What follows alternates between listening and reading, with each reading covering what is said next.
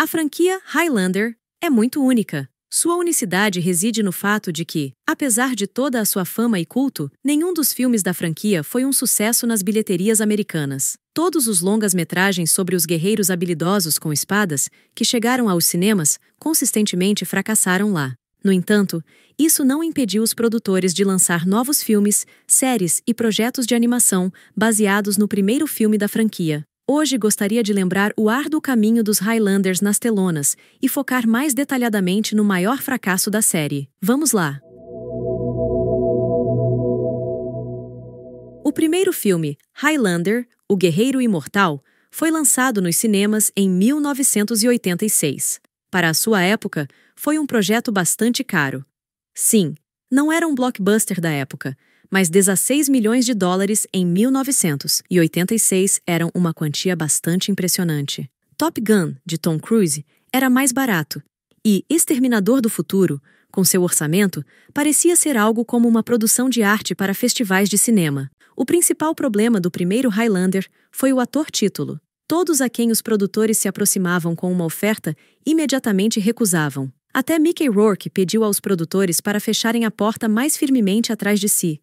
Kurt Russell foi quem tentou mais tempo pegar a espada, e provavelmente teria aceitado o papel se não fosse por Goldie Hawn, que convenceu o ator de que Os Aventureiros do Bairro Proibido era um projeto mais sólido. Foi para lá que Kurt correu. Ficando sem um ator título e correndo o risco de ficar com os cofres vazios devido aos custos de preparação para as filmagens, os criadores de Highlander rapidamente contrataram o relativamente desconhecido Christopher Lambert para o papel principal. Quem o contratou foi o diretor do filme, Russell Mulcahy. Os produtores do filme ficaram chocados ao descobrir que Christopher Lambert não falava inglês. Esta informação chegou até eles depois que o contrato já estava assinado. Russell Mulcahy não viu problema nisso, pois no filme Connor MacLeod era escocês, então seu forte sotaque poderia ser bastante lógico. E depois, os produtores tiveram sorte com Sean Connery. A sua carreira na época estava em declínio, e ele assinava contratos para qualquer filme sem fazer muitas perguntas, contanto que pagassem muito dinheiro. Por sua participação no primeiro Highlander, ele recebeu $1 milhão. Ele passou apenas 1,5 no set de filmagem. Connery depois contou que foi a semana mais estressante de sua carreira de ator, pois quase foi esfaqueado algumas vezes. O mais próximo de acertar Connery com uma espada foi o ator Clancy Brown. Sendo um seguidor da velha guarda, Sean Connery recusou-se a usar dublês em suas cenas. Durante a filmagem de uma das cenas, Clancy Brown se empolgou tanto que quase cortou a cabeça de Connery com sua espada. Sean saiu do set com uma série de maldições, e quando voltou, lamentou não ter aceitado a ajuda de um dublê. Diz que perder Sean Connery para o filme seria um verdadeiro desastre, mas com os dublês seria um pouco mais fácil, pois eles se alinhavam para morrer em seu lugar, se necessário. Após esse episódio, Sean Connery começava todos os seus dias restantes no set, reunindo a equipe ao seu redor para uma conversa. Durante essas conversas, Connery explicava como os atores menos talentosos poderiam trabalhar de forma mais eficaz e criticava os funcionários que, na sua opinião, não estavam sendo eficientes.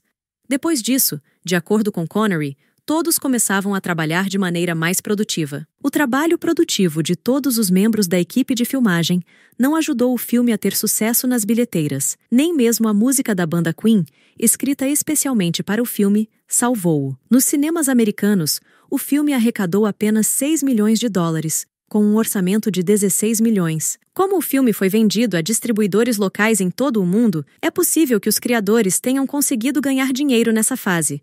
Agora é impossível encontrar números específicos. Talvez Highlander teria permanecido como um filme solitário. Mas então houve o lançamento em mídia física, que certamente recuperou todos os custos de produção.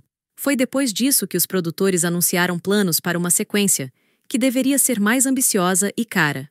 Segundo os planos iniciais, Highlander 2, A Ressurreição, deveria ter sido lançado nos cinemas em 1989. Se isso tivesse acontecido, provavelmente teria evitado parte dos problemas que o filme enfrentou ao entrar em produção na junção dos anos 80 e 90. As filmagens foram constantemente adiadas, em parte devido ao diretor do primeiro filme, Russell Mulcahy, que se comprometeu com Rambo 3. Mulcahy estava totalmente dedicado à terceira parte da franquia de ação Rambo. No entanto, assim que as filmagens começaram, Sylvester Stallone demitiu o diretor por se recusar a seguir a linha do partido. Há um detalhe que sugere que Highlander 2 simplesmente não estava no lugar certo e na hora certa. Assim que Mulcahy se liberou de Sylvester Stallone e se juntou à produção de Highlander, a preparação para as filmagens avançou muito mais rápido. O estúdio decidiu filmar o filme na cidade de Buenos Aires, na Argentina. Ao filmar lá, os criadores esperavam economizar muito bem devido à taxa de câmbio do peso argentino para o dólar. Ou seja, o país estava em dificuldades financeiras, e os autores acreditavam que, ao oferecer dólares aos moradores locais, teriam mão de obra praticamente gratuita. Mas o início da produção do filme coincidiu com as reformas promovidas pelo presidente argentino Carlos Menem. Como resultado de suas reformas maravilhosas, a inflação no país disparou constantemente, atingindo 5.000% em 1988. Empresas no país foram privatizadas por uma ninharia, e o desemprego atingiu todos os recordes anteriores. 25 anos depois, Menem foi levado a tribunal por suas reformas brilhantes. Ele foi punido precisamente porque empresas que valiam centenas de milhões de dólares foram privatizadas por uma lata de leite condensado. Para os cineastas que buscavam economia, essas perturbações no país foram um golpe. Contratos assinados foram desfeitos, e eles tiveram que procurar adereços necessários para o filme em outros países. Os custos aumentaram significativamente. O orçamento esperado de 20 milhões de dólares rapidamente se transformou em 30 milhões. Produtores americanos e a seguradora, percebendo que os milhões fluíram pelo ralo, começaram a interferir no processo de produção. O filme, que originalmente seria sombrio, gradualmente se transformou em um blockbuster de entretenimento. Em outras palavras, se as filmagens tivessem ocorrido um ano antes, tudo poderia ter sido diferente. E se Stallone não tivesse demitido o diretor do filme, ele teria permanecido nas filmagens de Rambo. E, muito provavelmente, os produtores, vendo a situação na Argentina, teriam mudado as filmagens de Buenos Aires para outro local e evitado uma série de problemas. Os constantes escândalos e mudanças no roteiro se tornaram comuns durante as filmagens. No filme, apareceram alienígenas de outros planetas e as piadas saíam de todas as fendas. Além disso, saiu a sequência de Volta para o Futuro, após o que os produtores quiseram incluir no segundo Highlander um análogo dos hoverboards. Claro, tudo isso foi adicionado imediatamente. O ator Michael Ironside mais tarde contou que, ao ver o absurdo que estava acontecendo com o roteiro, ele decidiu que, se ele tivesse que atuar em um filme assim, ele tentaria se divertir no set, transformando o antagonista em um psicopata inadequado. Com essas ações, ele tentou fazer com que seu personagem fosse o mais memorável do filme. Pode-se dizer que ele conseguiu. Christopher Lambert também não teve vida fácil. O ator não gostou tanto do roteiro alterado que várias vezes considerou deixar o filme. No entanto, ele não podia fazer isso devido aos seus compromissos. A multa por rescindir o contrato era insuperável para ele. O diretor Russell Mulcahy também não ficou de fora. Em um momento, ele até exigiu dos produtores que retirassem seu nome dos créditos do filme e o substituíssem por Alan Smith.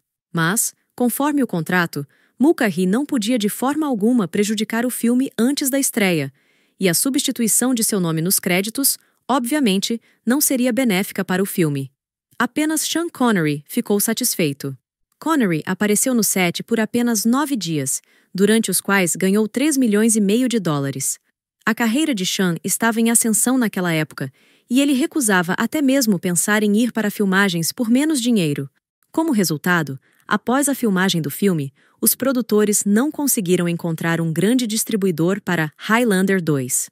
O estúdio 20th Century Fox, que lançou o primeiro filme, recusou a oferta dos produtores, ciente de todos os problemas com a sequência. Após longas buscas, um distribuidor foi encontrado apenas na pequena empresa Interstar, que conseguiu garantir 1.000 telas para Highlander no lançamento nos Estados Unidos. Depois de cumprir todas as suas obrigações sob o contrato, o diretor Russell Mulcahy escapou da estreia do filme 15 minutos após o início. O diretor, que brigou com os produtores, não foi autorizado a participar da edição final. Então, ele não tem nenhuma relação com a versão teatral. Seguindo Mulcahy, todos os outros atores também se desvincularam do filme. Surpreendentemente, um pouco depois, os produtores da franquia também desistiram do filme. Todos os subsequentes Highlanders ignoram a segunda parte, fingindo que ela nunca existiu. Isso gerou muitas piadas na comunidade de fãs, e o terceiro filme é geralmente chamado de Highlander 3 Desculpas. Mais tarde, o distribuidor britânico tomou o partido do diretor e permitiu que Mulcahy lançasse sua versão do segundo filme. Esta versão é 10 minutos mais longa que a versão teatral e é a mais próxima do roteiro original. Todas as menções aos alienígenas foram removidas do filme. No entanto, conforme o diretor, fazer do material disponível o filme que ele pretendia filmar desde o início era ainda impossível. O segundo Highlander arrecadou 15 milhões nas bilheteiras, com um orçamento de 30 milhões. Não há informações sobre quaisquer sucessos do filme em vídeo. Contudo, após o segundo filme, os detentores dos direitos do universo decidiram conquistar o público através das telas menores. Uma série foi planejada. Christopher Lambert foi oferecido o papel principal nesta série, mas ele recusou imediatamente. Um pouco mais tarde, ele concordou apenas em fazer uma aparição no piloto para passar o bastão para Adrian Paul. Aqui também há um momento engraçado. Christopher Lambert concordou em aparecer na série por apenas $50 mil.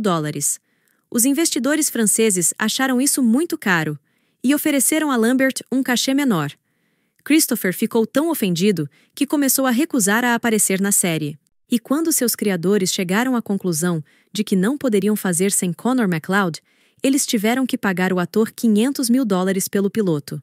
A série com Adrian Paul foi um grande sucesso na televisão, recebendo 6 temporadas e várias ramificações diferentes. Vendo o grande sucesso na TV, em 1994, os produtores tentaram mais uma vez surpreender os espectadores com Highlander nas telonas. Highlander 3, O Feiticeiro, foi o primeiro filme da franquia a receber uma classificação indicativa para adolescentes. As 2 primeiras partes tinham uma classificação indicativa para adultos. Por tradição da franquia, o terceiro filme também foi problemático. Seu roteiro foi reescrito tantas vezes que ninguém sabe ao certo qual finalmente foi para a produção. Inicialmente, Highlander 3 deveria ser um prequel do primeiro filme. No último momento, as negociações com a banda Guns N' Roses caíram. O diretor do terceiro Highlander, Andrew Morahan, dirigiu alguns clipes da banda Guns N' Roses no passado. Quando foi convidado para dirigir Highlander 3, ele abordou a banda com a proposta de gravar algumas músicas para o filme, assim como Queen havia feito anteriormente. Os músicos receberam a proposta com entusiasmo. Porém, quando o vocalista da banda, Axl Rose, soube que Mario Van Peebles estava no filme, ele se recusou a colaborar. Ele concordou em escrever música para o filme apenas se Van Peebles fosse substituído. A razão pela qual Axl Rose não queria trabalhar no filme com Mario nunca foi divulgada, e os autores não puderam rejeitar Van Peebles por causa de Christopher Lambert, que o trouxe para o filme. Eles haviam trabalhado juntos no filme Os Franco-Atiradores, e Lambert gostou muito de trabalhar com Mario. Então, assim que soube da vaga em Highlander 3, Lambert imediatamente ligou para Christopher, e Mario não recusou. Ao ser lançado nos cinemas americanos em janeiro de 1995, Highlander 3 repetiu o destino dos 2 primeiros filmes e fracassou. No entanto, o fracasso mais uma vez não impediu ninguém, pois na televisão Highlander estava indo muito bem. Ele gerava spin-offs, desenhos animados e conquistava novos fãs. Portanto, os direitos da franquia estavam sendo vendidos e novos investidores estavam voltando aos cinemas. Nesse sentido, Highlander se assemelha à franquia O Exterminador do Futuro, cujos filmes também fracassam, mas os novos investidores acreditam que não repetirão os erros do passado. O estúdio Dimension assumiu a produção do 4º filme. Desta vez, foi decidido unir o Highlander cinematográfico ao da televisão. Parecia uma maneira de atrair todos os fãs existentes para assistir ao filme na tela grande. O 4º Highlander é conhecido pelo fato de que o papel do principal antagonista poderia ser interpretado pelo famoso especialista em balé belga Jean-Claude Van Damme. Embora o ator já estivesse envolvido em filmes de categoria B, ele não quis interpretar o vilão. Pelo menos oficialmente, é considerado que ele recusou por essa razão.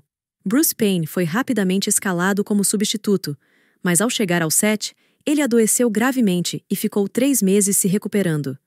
Portanto, em quase todas as cenas do filme, ele foi substituído por um dublê. Além disso, Highlander, a batalha final, foi um dos primeiros filmes cujo trailer estava repleto de cenas que não estavam no próprio filme. Algumas pessoas pensaram que o filme tinha sido severamente cortado, mas os criadores admitiram que filmaram algumas cenas especificamente para o trailer, para que o filme parecesse mais épico e impressionante.